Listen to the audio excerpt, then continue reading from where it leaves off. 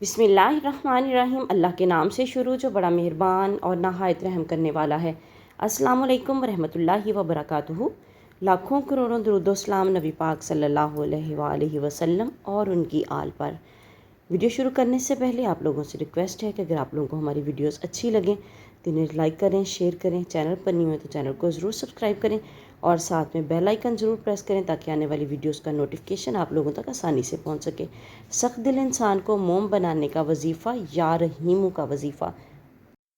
जिसका दिल सख्त हो, गुस्सा ज़्यादा आता हो या इखलाक में सख्ती हो, इस इस्म का ज़िक्र करने से गुस्सा ठंडा हो जाता है, मखलूक पर रहम खाता है और लोगों के लिए दिल में मोहब्बत पैदा होती है।